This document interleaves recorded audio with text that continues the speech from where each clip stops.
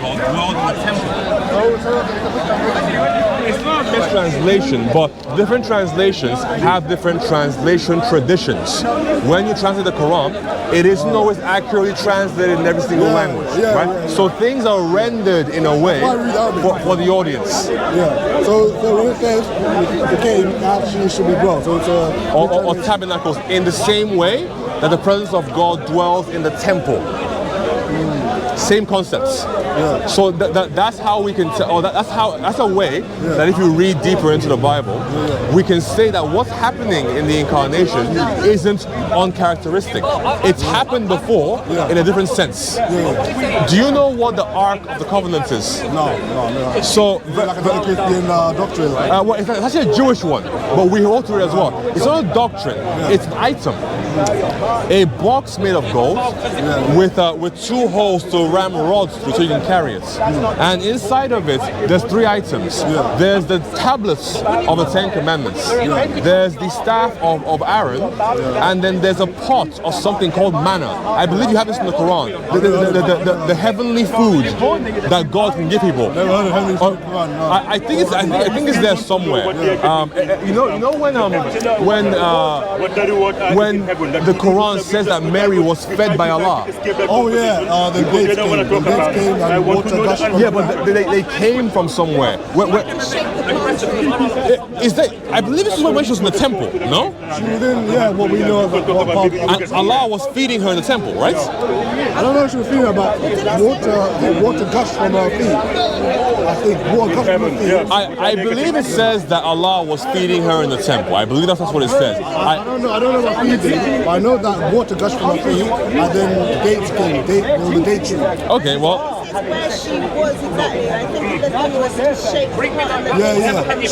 I think she was seeking shade on the tree, and water gushed from her feet, and she ate dates. I will get the reference for you guys. I'm not sure. But, never heard about God feeding. Okay, well, effectively, let me just bring it back for 1 second. The idea of this manna, basically heavenly food that God gave the Israelites in the desert. I think it even says that in the Quran. Are you talking about the Jesus story? Huh? God put down the table of food. No, that's Al-Maida. That could be an example, I guess, of heavenly food. So how do you use that to... I was describing something. Yeah, so the word manna does appear in the Quran a few times. So it's in Surah 257, Surah 716, and Surah 2028. The idea is that it's food from heaven, basically. Yeah. I want to know what they're getting in heaven. It tells you that. It tells you that. Where? Yes. I need to go find that again. I need to... Basically, I'm trying to describe to them the Ark of the Covenant. Yes, what that is. I'm trying to describe it to them. So I was describing what it contains. So anyway, just real quick again. The stones, the staff of Aaron, and a pot of manna, right? And also, the presence of God is in this box. A literal presence. Yeah. In the Old Testament. In fact, there's an instance where 2 things happen. It can only be handled by the Levites, the priests, because they're the only ones who are spiritually pure enough to carry us. So, this is giving me like Catholic vibes. Let's find the source. Well, you believe that prophets are pure too. Yeah, but so same jazz, right? Yeah, but this is like the priests are pure. Like, yes, so you know, for example, when you guys pray, you purify yourselves. Same jazz, right? So what's happening is the ark is actually being brought into the kingdom of Israel, into David's palace. However,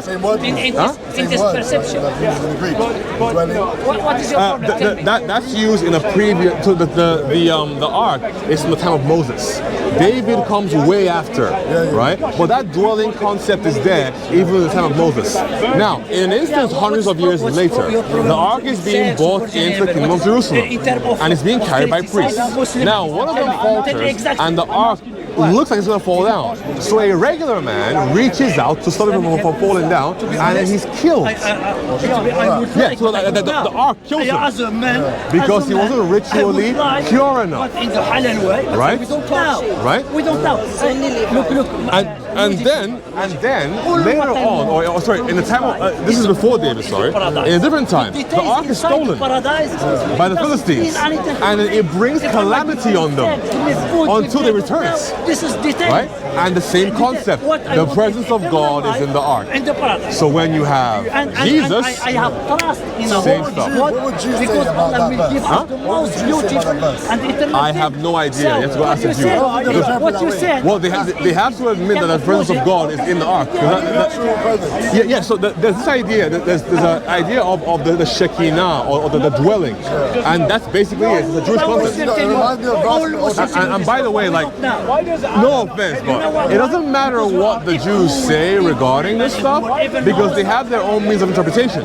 It's like me if I said, "Oh well, the Shia don't agree with you." Yeah. That's the way to go to heaven. He make the roadmap. I don't know The roadmap.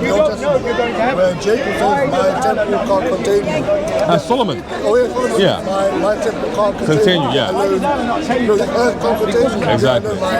My temple. Exactly. So how would that fit into this Ark of Covenant? Because the dwelling is not the literal full presence of God.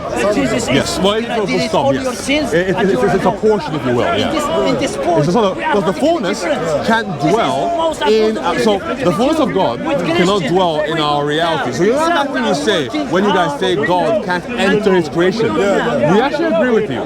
The fullness of God cannot permeate the finite reality. However, there are ways that God can interact directly with us, and those ways are in the dwelling that we have in the temple, in something also that we call theophanies. Okay, good. The burning bush, the pillar of fire, the angel of the Lord, and in Jesus. So those are the three ways by revelation that we can see how God can interact with us personally. But God has never entered creation in His magnitude because the limited creation cannot contain the infinity of God. It's like a part of God. Well, not a part of God, but the presence of God. Yeah. So there's different places that we can hold where God's presence is stronger for a moment in time. So when you see, for example, the burning bush, in that instance, God's presence is highly focused in that particular area at that time, which is why you can hear the voice of God and see the fire. But there's another thing that reminds me of, you know, the second. No, you make a diversion. Sorry. Stop. Sure. And after you go, you make a diversion. Well, it doesn't say that.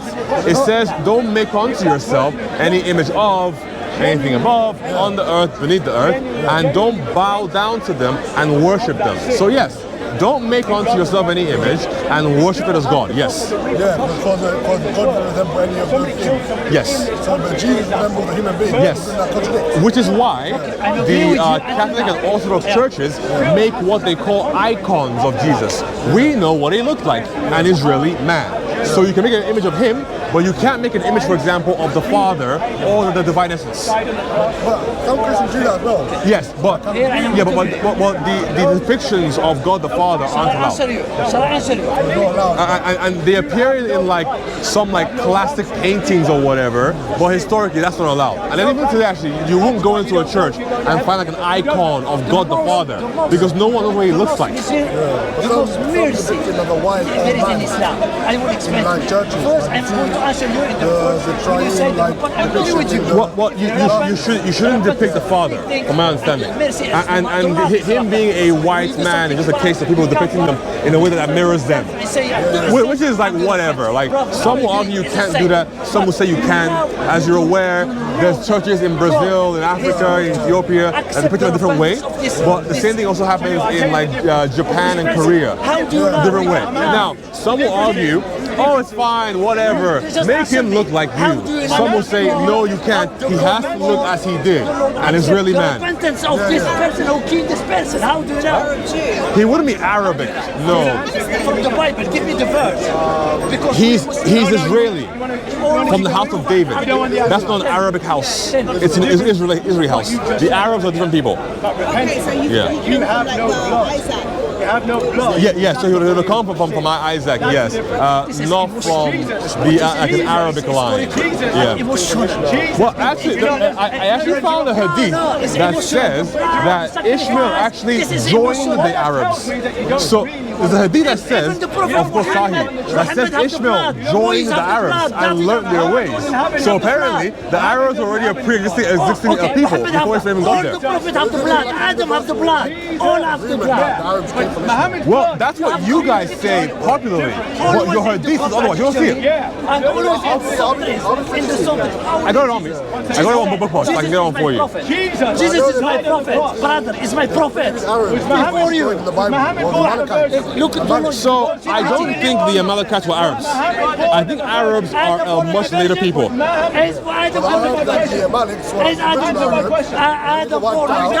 Without mother. Well, it'd be hard to call them Arabs if they didn't like speak Arabic or have an Arabic culture. Yeah, I think so. Many people groups have occupied that land over time. The Arabs are a more recent one, but I don't think that their culture and language goes back like 5,000 years. I don't think it goes that far back. And the reason I'm not ignoring you. I'm just looking for the thing. But you can carry on. all prophets have miracles. You know by heart. I think that's a popular understanding, but it's not historical. No. Listen to me. Only his blood.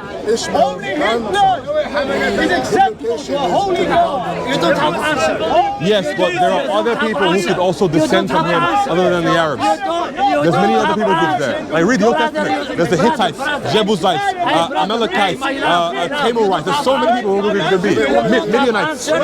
All in that area, Arabian Peninsula, Jerusalem, Egypt, Syria, that general Levant area.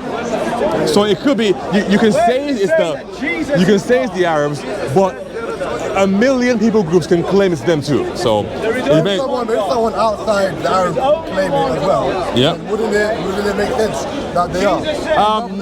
Not necessarily. If they're simply claiming it because the Arabs claim it, then that isn't strong enough reason on why. No, not because the Arabs claim it, but if another ethnic group like claim it as well. Where are they getting the info from? Is what I want to know. Are they getting it from the Arabs or from someone else? If you get from ancestry. All right, here's the thing. On the third day, he rose from the dead. It's in Bukhari. Yeah, it's in Bukhari, right? So, I've gone down significantly, but you can get it for yourself. It's Bukhari 3364. 3364. I'm talking about this area right here. So, okay, so they settled there. They implied. Okay, let me start here. The Prophet Ishmael's mother was sitting near water, then asked her, "Do you allow us to stay with you?" She replied, "Yes, but you will have no right to possess the water." They agreed to that. The Prophet further said Ishmael's mother was pleased with the whole situation, as she used to love to enjoy the company of people. So they settled there, and later on they sent their families, so 40 families, who became permanent residents. The child, i.e. Ishmael, grew up and learnt Arabic from them, and his virtues caused them to love and admire him as he grew up. And when he reached the age of puberty, they made him marry a woman from among them. So Ishmael would be a half Egyptian, half Egyptian, half sorry, one second, I'm trying to remember, not Canaanites. So Abraham was a Chaldean. A Chaldean. Yeah, ancient Mesopotamian people. This is before Babylon, right?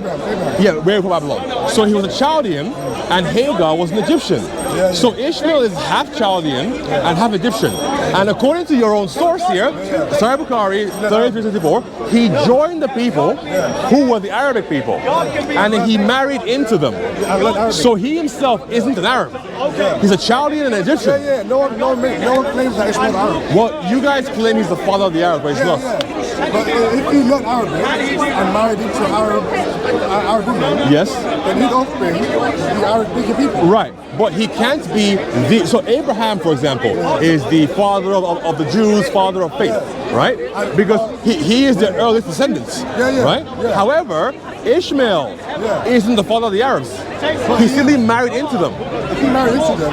That would make him the father. A father implies paternity, like he is the cause of. Yeah, because he married into the Arabs. His offspring became like became the Arab people, isn't it? The Arab people came from his offspring, basically. No, they already existed. Also, yeah, but he married into them. So his Arabs are his offspring. Because Arab could trace the ancestry. The Arabs existed. He joined them, so he's not their father. So you're saying that? For example, say you marry an Indian woman, and you have children that are, I'm guessing you're East African? Smart. If you have children that are half Indian and half Somali, does that now make you the father of the Indians? No, it doesn't. Okay. That's what I'm saying. So that's what Ishmael did here. Yeah, but that's what I'm saying. Like, I'll let you read it again. I know what you're saying. He married an Arab woman, not Arab. I'm saying. So the people, according to this text, must have been Arab. Arab speaking. So can you be Arab speaking in the ancient world but not Arabic? Yeah, no, obviously Arab people would be Arab. Okay, so the Arabs were pre-existing people. He married into them in the same way that the Indians, for example, already exist. And you marrying into them will not cause you to be considered to be their father. How does it negate the fact that the Arabs come from Ishmael? Because according to your text, they don't. But no, where do they don't come from? Because they already exist before he's born. Yeah, just because they already existed and people were living in that area. That doesn't mean that the Arab people are there today didn't descend from him. Because he is still Arabic and married an Arab woman, his descendants could still end up being Arab people. Okay, so for what you're saying to be true, somehow it must have been the case that every Arab man in that time was killed and only Ishmael prevailed. I'm not making that claim. I'm just saying that to negate the fact that all the Arab people are not Ishmael because he married an Arab woman, it's not enough to like falsify. Okay, so question. In this group, would they have been men and women or no? Of course. Okay, these men and women had children, right? Ishmael had children. Why do the Arabs only descend from Ishmael and not the other couples? I don't know about that. That's my problem with your claim. But this is not something that's well established within the Abrahamic faith. I think it's assumed. It's not like, Jews don't really mess with So they would have made the claims for us. If it was true, the claim would only be coming from us. So I think that the Jewish claim of the Ishmaelites, or even John of Damascus, one of the early Christians who interacted with Islam, he called it an Ishmaelite heresy. So from what I Islam. No, John of Damascus. From the 7th century. He called Islam an Ishmaelite heresy. Now, I think simply that maybe colloquially or by self-determination, the Arabs came somehow to be known as Ishmaelites. I cannot tell you if that name was put on them or if they chose it. I don't know. Even pre-Islamic Arabs, they knew that they were Ishmael. They preserved that lineage. So they didn't have any knowledge about. I don't know about this claim that they claimed to be from Ishmael. I don't know how you can prove that.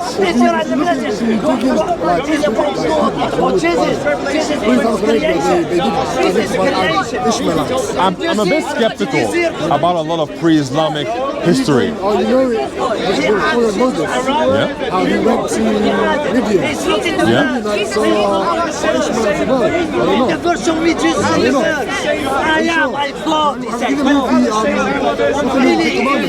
Abraham has 3 sons. 3. Midian. No way. I only know Ishmael. Let me show you, my friends. Let me show you.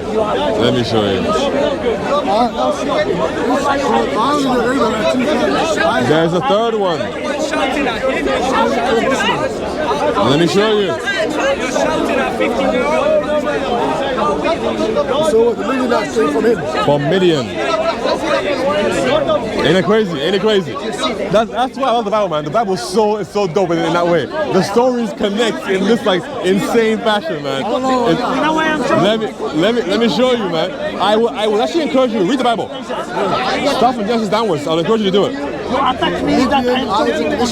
Yeah. So, Abraham took another wife. This is Genesis 25 verse 1. Whose name was Keturah. She bore him Zimran, I hate these names, man. Jokshan, Midian, Midian, Isbak, and Shawa. Yeah, well, there's 5 others. Right? 7 in total, right? So, the Midianites are from Midian, who isn't Ishmael. So the Midianites wouldn't be Ishmaelites. I didn't know about Midian. I thought the Bible's dope, man. It's so dope. That would be incorrect then, from a like a narrative point of view. Is that the cartoon or a different one? You've seen Prince of Egypt, right? Now, Prince of Egypt is interesting because at the very end, you know how like the waves come down on Pharaoh, but at the end he's on a rock saying Moses, right? So the Bible doesn't say that happens. No, the Bible actually leaves it open. We don't know if Pharaoh was with the chariots or if he stayed behind and had them give chase. Because historically, Ramses died in his old age. Yeah. When he was 90. The Quran claims that he was buried, but he didn't. We have his sarcophagus. Yeah, the Quran also says that he left his body at the side. Right, but his body was mummified by people and not the water. Yes. I heard that the body remained fresh until this day. Mummification, an actual process where human beings take out your internal organs and embalm you. Yeah, but the Quran says he left his side. The Bible says he was lost. No. Nope. Leaves it open. So if the Quran is saying that Allah left him, well, historically human beings embalmed him. So who's correct? Yeah, if the Quran says that Allah left him, like left at the side, and if humans did it, that doesn't indicate the fact that Allah caused his body to stay with us at the side. It's like, for example, there's many examples, like God doesn't do himself, but he happens to other people. Okay. All right. How about this? How does Pharaoh die in the Quran? I think he drowned. Ramses died of old age. So Ramses II, yes. Well, prove it in this sense. We have a dating that we can give to the Exodus, the 12th century BC, right? We can look at all the possible pharaohs of that time, including that the Bible, by the way, actually mentions the storehouses of Ramses in the Exodus story. I didn't name him by name. Well, they don't mention the pharaoh's name, but they mention the storehouse as the storehouse of Ramses. Yep. So using biblical data and historic data, we can try to marry the time of the Exodus to the reign of Ramses II. But you're mirroring that with the Bible, though. So you're using well, you have nowhere else to get that information from. The information for the creation story, Exodus, the Ark, the Exodus of the Israelites in like the Middle East or whatever. The primary source of that stuff is going to be from biblical text, and then anything else that we can get from history. The Quran isn't here to offer a expansive story of these events. It's meant to assume, from my understanding, that people already know what these things are and just brings their attention to components of it. So yes, I'm using the Bible because the Bible will serve as the primary description of the story. To use the Bible to measure it with everything else, it would have to be historically accurate. If I show you... There's many ways that it is, yes. If I show you places where it's historically inaccurate, then it can't be used as the criteria. Okay, so what I'll say here is, I will use a Quranic example, if you don't mind. The Quran says that some of it is clear and some of it is unclear, right? So, I can, and you believe the Quran comes from God in a direct fashion. So I can openly appeal to the fact, this is just being very simple here, I can appeal to the fact that since the Bible is written by men and inspired by God, some components of it can be accurate and some cannot be. But that doesn't change the fact that the primary evidence for these things exists within the Bible. For example, if I'm an atheist and I come to you as a Muslim and I want you to give me a date range for Moses, what will you tell me? The Quran will do that, so I couldn't. Okay, then I'm going to say he's an imaginary figure. An imaginary figure. Yeah, like how do I know he's not from like 100 BC, for example? You have to appeal to biblical data to get that information. But it goes back to like saying, like, remember you said like some of it might be true, some of it might not be because of there might be inaccuracies, absolutely. So how do we know but we still use it. So okay, let's just say how do we know what closely comports with reality? What can we evidence? So it's like estimate, you're estimating. Absolutely, because I cannot tell you that I am 100% certain that every detail in the Bible is exactly accurate. I can't say that to you. Yeah, exactly. So like if the whole thing isn't 100 accurate, you can't like base the facts. Nothing is 100% accurate because that would imply perfection. So I can say God is 100% accurate, but human beings are not. Okay, yeah, but to say that Ramses II has to be the actual pharaoh. It's either him or another potential idea is the guy called Akhenaten. Yeah, so we're not sure like who he was 100%. We're not sure because from what we've gathered so far from Egyptian data, it's one of the two. But the problem is that we arrive at the conclusion not because of the Quran, because of the Bible and the details that we have from there. I don't think that the whole Bible is false. I believe that's true. I understand your position, but I'm just saying that's how we will hold things. But definitely, read that Bible, man. It's the coolest book ever, man. I guarantee you. That thing about Midian, I've never heard of it till now. There's so many things you haven't heard of. And I think if you just take some time, like I'm not saying like speed read the entire thing today. Take 10 years if you want. It's massive, right? But read the narratives. They're so good. And the thing I love about it the most, right? When no stone is left unturned. Something that can be set up in Genesis can have a payoff later in like Isaiah. And you're like, oh snap, I remember that thing. And you got paid off. Yeah, exactly. Okay. Yeah. So if you get time, my friend, have a look at it. I mean, the Bible's massive, but I didn't say do it today. I said take 10 years if you want. Read it slowly, please. Understand what you're reading. I need to look at the Quran first. I haven't memorized half of it yet. Yeah. Whenever you get a time. I mean, okay, yeah. We're interested to talk to you, innit? What's your name, man? David. Gulam.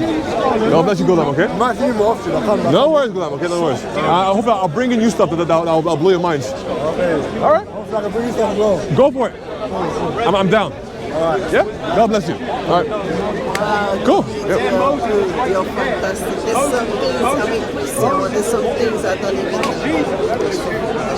know. Oh, anything can be achieved with study. Thank you, man. Thank you. Appreciate it. Thank you. How do you study? So, this might not be the best way of doing it, but I'm somebody who thrives when they're challenged. So I come here for a few reasons, but one good thing about here is that every day, or every week, sorry, somebody would challenge me on something that I haven't read or I looked over. I don't know everything, so I have to go back and get an answer. So that's one way. But then just casually, like you know already, when you read the Bible, and any chapter, any verse, sometimes something can jump out of you that wasn't there before. So I think like nothing is better than study. Yeah, I pretty much say that. Just like take some time, maybe engage with somebody, and then see if they ask you something that you haven't even considered before, and then you have to go back and say, you know what, I don't know the answer, and then go back, look at it, and come back, and then I keep on trying from that point on. Yeah. So there'll always be something every week that I don't know. But if it's something like basic that the Muslims talk about all the time, like the Trinity, the Incarnation, that kind of thing, then I know enough to talk about the topic roughly. But if they get obscure with me, then I might not know what it is. Yeah, so I just study. I read it and try to understand what I'm reading. I'm not the best memorizer, but I can pick up interesting information when I hear it. No, I don't. If I actually dedicated time to studying it, I'd be way better. But I have other commitments currently that when I have work and like other things outside of work, so I dedicate as much time as I can to feasibly come here and defend the faith. That's why I try and do. Yeah. Job I've seen you on YouTube. No, to God be the glory. To God be the glory. I'm not here for my own fame. That's why I don't have a channel yet. So I'm just here to make sure. Me and my friend watching you. I'm glad. Yeah, because like we should encourage each other. That's why disciples were sent out in twos. Yeah, so I'm hoping that people can watch this stuff and be encouraged in the medium term at least, and then maybe others can watch it who aren't Christian and then maybe feel inspired. Maybe. But I don't know. It's not my job. It's for God to do, not for me. I'm just telling the message, and then God can take it from there. That's kind of how I feel.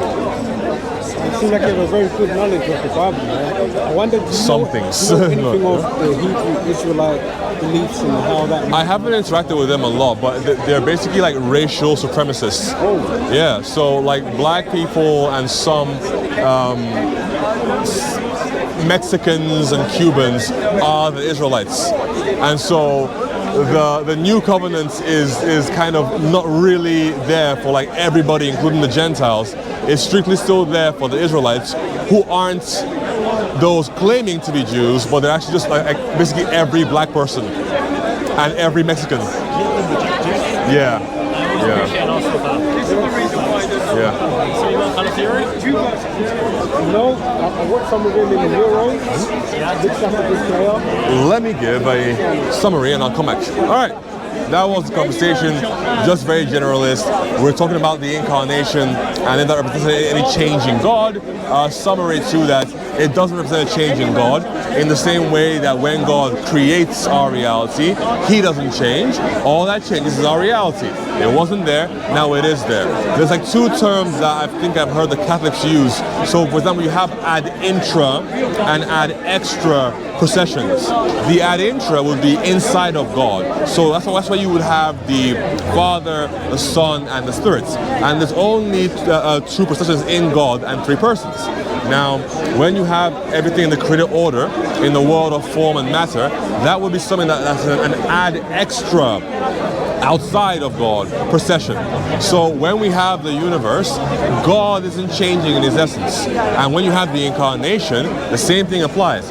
God isn't changing in His essence. The only thing that's changing is our reality. At one point there wasn't a Jesus, and at a different point there is a Jesus. So the only change that occurs is in our universe and not in God Himself. And I gave the brother Gula an understanding of this based upon what we know of the dwelling of the presence of God in the temple and in the ark. There's a precedence for it. It's happened before. And a similar concept is happening in the person of Jesus. And so that's one way that you can explain how when you had the dwelling, there wasn't a change in God, and that's accepted by both the Jews and the Christians. And so in a similar fashion, when you have the incarnation, although different, there isn't a change happening in the essence of God. There you go. But anyway, he was a nice guy, so hopefully we can talk more about that. And lastly, I talked to him about the conception within Islam of them descending from Ishmael, and how Ishmael is the father of the Arabs. Well, there's two problems here. The first problem is that the Arabs as a people are not extremely old. They aren't as old, for example, as like the Jewish people, if you will. They don't have a history going back 5,000, 10,000 years. But then, ironically, in their own sources, particularly in Bukhari 33:64, they imply, or they say very clearly, that Ishmael and his mother, Hagar, were joined by a group of people when she made a well. And these people lived with them and taught Ishmael Arabic. And later he joined them and married into them, implying that the Arabic people already existed, according to their own sources, before Ishmael. In that way, he couldn't be a father of the Arabs, and instead he merely joined them. So in that sense, Ishmael is more so of a half Chaldean and a half Egyptian than the father of the Arabs. But hey, he seemed open to it. He took it on board, and then we'll talk more in the future, and let's see if we can get him any more information. Yeah, that's all. Cool.